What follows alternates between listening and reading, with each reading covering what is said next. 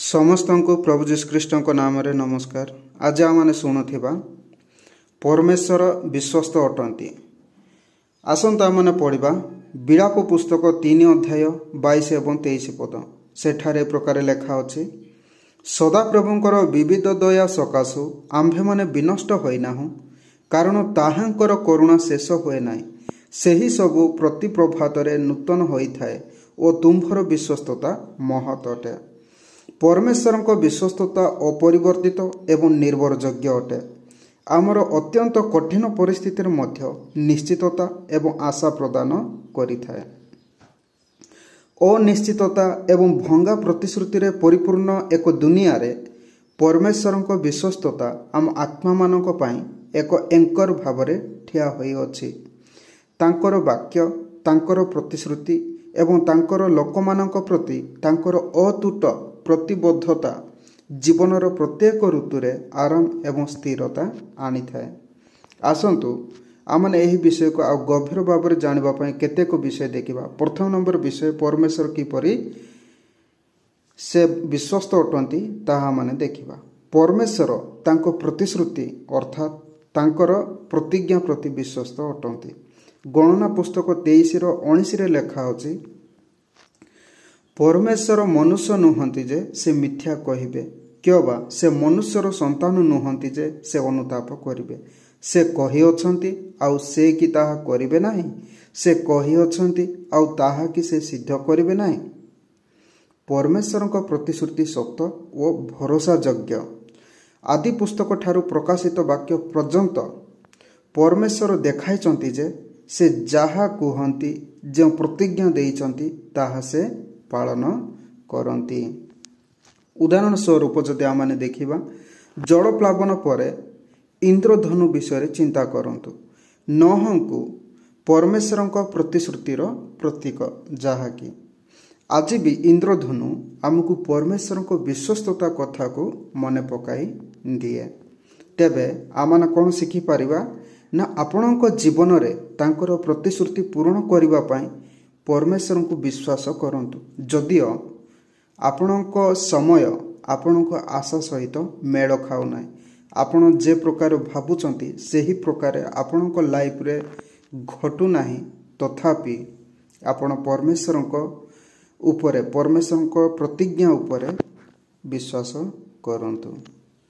तेबे द्वितीय नंबर विषय, असुविधा समय रे परमेश्वर विश्वस्त अटंती। गीत संहिता 46:1 पद, परमेश्वर आम्भमानकर आश्रय ओ बल, दुर्दशा कालरे अति निकटवर्ती सहाय। परमेश्वरଙ୍କ विश्वस्ततार अर्थ एहा नुहे जे आमे कष्टर सम्मुखीन हेबु नाही, किंतु एहा आमको आश्वासना दिए जे से प्रत्येक परीक्षण रे आम सहित रहिबे।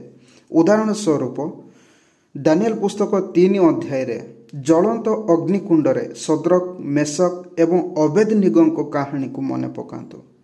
परमेश्वर निया को हटाई नथिले, बर सेथिरे से मानक सहित उपस्थित थिले। तेबे आमने कौन शिखि पारिबा ना, असुविधा समय रे परमेश्वरଙ୍କ विश्वस्तता उपरे निर्भर करंतु एवं विश्वास करंतु जे तुम्भर मंगल पाई से समस्त कार्य करूछंती। तेबे तृतीय नंबर विषय आमने देखिबा, आमे विश्वस्त न थिले मध्य परमेश्वर विश्वस्त अटंती। द्वितीय तिमोथी 2:13 रे ए प्रकार लेखा अछि, जेबे आम्भे माने अविश्वस्त हेउ तेबे सुद्धा से सर्वदा विश्वस्त, कारण से आपना को अस्वीकार करि पारंती नाही। परमेश्वरଙ୍କ विश्वस्तता आमर कार्य किंबा योग्यता उपरे निर्भर करे नाही, यह तांको अपरिवर्तित प्रकृतिरु प्रवाहित हुए। उदाहरण स्वरूप जहाजर दिग निर्विशेष उज्ज्वल हेउतिबा एक लाइट हाउस परि परमेश्वरଙ୍କ विश्वस्तता निरंतर रही थाए, जहा आमको तांको पाखको फेराई आनी थाए। तेबे आमने कौन शिखि पारिबा, जतेबेले आपण पापरे झुंटी पड़ती किंबा पड़ी जाती, परमेश्वरଙ୍କ ठारू दौड़ी पड़ांतु नाही। क्षमा करिबा एवं पुनरुद्धार करिबा पई से जे विश्वस्त, यह जानी तांको पाखको दौड़ी आसंतु। तेबे शेष बा चतुर्थ नंबर विषय, परमेश्वरଙ୍କ विश्वस्तता आमको भविष्यत पई आशा देइताए। द्वितीय विवरण 7:9 पदरे ए प्रकार लेखा अछि, ए हेतु जान जे सदाप्रभु तुम्भ परमेश्वर केवल से परमेश्वर अटंती, से विश्वसनीय परमेश्वर अटंती, जो माने ताहांकु प्रेम करंती ओ ताहांको आज्ञा पालन करंती सेमानक पक्षरे से सहस्र पीढ़ी पर्यंत नियम ओ दया रक्षा करंती।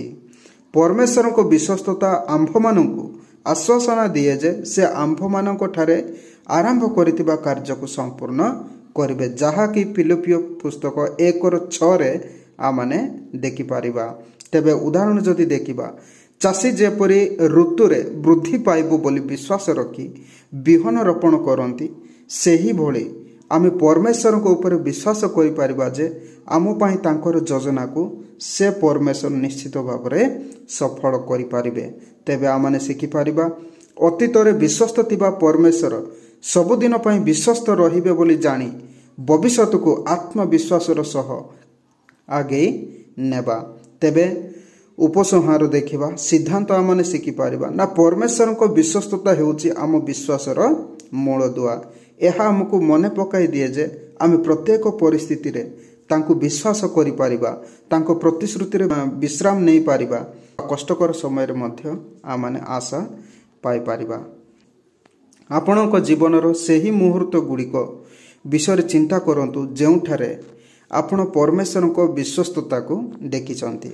एही सप्ताह रे परमेश्वर को विश्वस्ततार एक साक्ष्य काहा सहित शेयर करंतु, जहा कि से मानकु से मानक यात्रा रे उत्साहित करिवो, से मानकर विश्वास यात्रा रे उत्साहित करिवो। एही वाक्य द्वारा प्रभु हम समस्त आशीर्वाद करंतु। आमेन।